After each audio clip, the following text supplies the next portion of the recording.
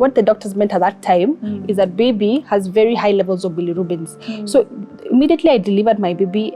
Day after is when the doctor, they normally do their rounds. When they saw the baby, wakaona haya, this baby is not usual. So after doing the blood tests and finding out that the baby had high levels of bilirubins, daktari mwenye akasema, when a baby's bilirubin levels go high, there is a possibility that baby can get autism or cerebral palsy.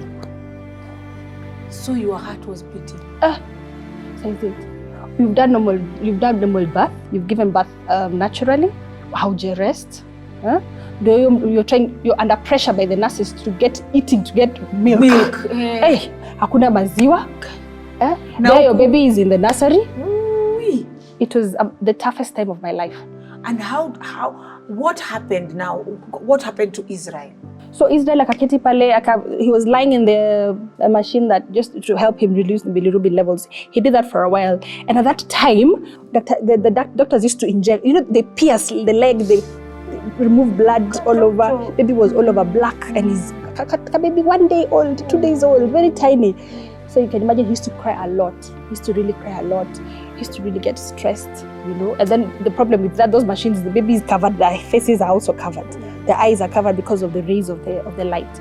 So for me, I was so, it was really, I want to hold my baby. I want to breastfeed my baby, but I have to, at some point you have to suppress the milk.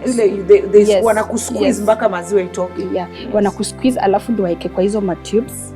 Alafu ndo baby. So mtoto alikuwa anafidiwa na tubes. Yeah, when that days the nurse prefers that so that the baby can continuously be in the machine, and also that days when you're actually allowed to hold the baby and wash the baby and breastfeed and all that. And did you get through that? Yeah, eventually the doctor I had, the pediatrician, suggested that we need to do a blood transfusion. Yeah, so baby was added some 90 ml of blood in his system, and then kutoka pale sasa tukaanza kumonitor sasa jinsi venye bilirubins zinaenda, because the main option was blood exchange. Wacha nikuulize kwa sababu mimi nilipitia hii siku, sijui kama wewe ulipitia. Nikiwa hospitali na kale kadogo, akili yangu pia ilikuwa nyumbani. Because unajua usi first born. Kabisa. So how did you handle that? Because for me it was really hard. Stress. I was really stressed because at that point I even had a new house girl. So I think house girl was about a month or 2. Alafu na imagine nimeacha mtoto wangu kwa nyumba pale na house girl new, and it's a male child. Unajua watu wengi hawezi elewa. And the father of my children, my husband was working out of Nairobi. Way far away from Nairobi. Ilikuwa hard. I know. Ilikuwa hard sana. And you went through it as in wow. Let me blow you some kisses, because it's not easy. Because wanawake hata tufanye nini, akili yako moja iko kwa mtoto mwingine, ingine iko kwa mtoto mwingine. Na nimemzoea kumuona na amezoea kuniona. That's my heartbeat, my first baby. Yes. It was hard. It was really hard. Ilikuwa ngumu sana.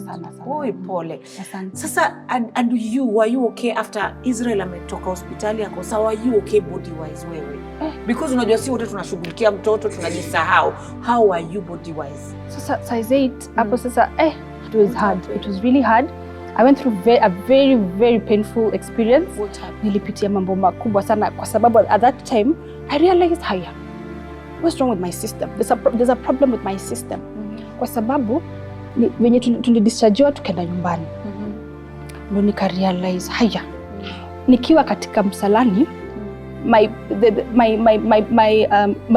the urine comes out from the poop area, and my poop comes out from the urine area. Now I cannot hold. Siwezi shikilia. Saizi tuna operate na muscles. Tukiketi pale na wewe tuna operate na muscles. Mwanzo you can hold you can feel like you want to go out and help yourself, lakini unaweza shikilia. Sasa hivyo basi kushikilia hivyo singeweza because nilikuwa na mwaga. Poop pia singeshikilia na mwaga. Yeah, so it was nikaangalia maana nasikia I felt so bad. Nilisikia vibaya, nilihisi vibaya sana. It was traumatizing. It was trauma. It was traumatic because you don't know utaambia nani? Who can you tell that you know what? I think I'm smelling. Niko na harufu. Sina nguvu fulani ya kujishikilia. Sina nguvu ya kushikilia. Sina nguvu ya kushikilia urine. Ndio hiyo niko kwa bed. Alafu wamama sisi after kukaa hospital shinda kwa bedroom kukula, breastfeed, you know, the whole journey of the first to heal. Yes. Sasa nikaanza kuona hapa siko salama kabisa. Na ulichukua hatua gani? Sasa hiyo time I called my sister-in-law. I have a cousin, my husband's cousin called Leah. And Leah is in Kenyatta Hospital. She's a nurse. Nikampigia Leah nikamwambia Leah, wajua nini? Ai, niko kwa kitanda. Mpaka siku hizi natumia panty line. Juu huku pupu inatoka, susu inatoka, and I can't hold it. I can't control. Akakwambia nini? Afadhali ukuje Kenyatta, wanakuanga na free fistula clinic where unafanyiwa, they've partnered with Safaricom, they've partnered with Fistula Foundation. So this is when you realized uko na fistula? Nilikuwa na suspect juu ameniambia niko na fistula, sikuwa sure juu sijaisikia fistula mimi. I hadn't heard it from anybody else. So at that time I talked to a friend of mine as well, and I told her mimi nataka kuenda, sijui kama utanipeleka. Akaniambia even her she suspects she has fistula, but she's been living with it for over 20 years. Sasa ndio tukaona tuende pamoja. And you got help? Tukaenda pale tukafanywa screening, ndio sasa nikaambiwa niko na fistula. Did you get into depression or did you bring yourself together? Ulijirudia ama ulifika mahali ukarusha mkono, yani ukajisahau? How was it after that? Let me be very honest. I was depressed. Say it, I was losing it. I was so hurt. Yes. I was so hurt when your body is not functioning, when your body is not doing the right thing. It's not easy. Sorry. It's not easy. I'm sorry.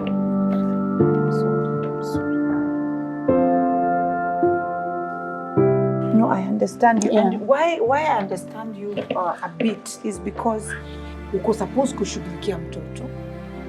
Wewe utafanya vipi? And I'll just share something with you, like when I gave birth to my son, just to encourage you. My son immune system pia ilikuwa chini, lazima ni breastfeed, na mimi mwenyewe niko na high blood pressure. So you're thinking, what am I supposed to do? Yeah. And mimi mwenyewe siko sawa. So we totally understand you. Sharon, we totally understand you. And did you come out of the depression? No, when I talked to Dr. Kisa and he explained to me that, you know what, you've gotten what they call vaginal fistula. And this fistula happens that the lining of your vagina tears. It actually tears till the rectum. So there's a hole. So what you need to do, you need to close the hole.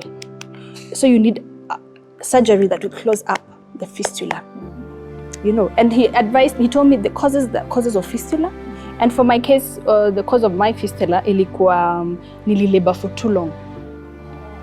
Daktari alikuja kuchelewa. Yeah, nililabor for too long. Sasa mwanzo mtoto akashindwa kukaa. Sasa pia mimi nikashindwa kuhold, akatoka bila you know, because of that, I think the pressure that came with it ndio ikafanya mtoto afanyaje, akuja na hiyo force, ndio ikatear the vaginal lining, ikaenda paka the rectum completely. So now when the rectum is the rectum is the large intestine, so the muscles to release poop on the rectum zika loosen, so you can't hold poop, inakuja pop. Okay. Tazama Rembo TV kwenye Star Times channel 484 kwenye satellite ama 113 kwenye decoder.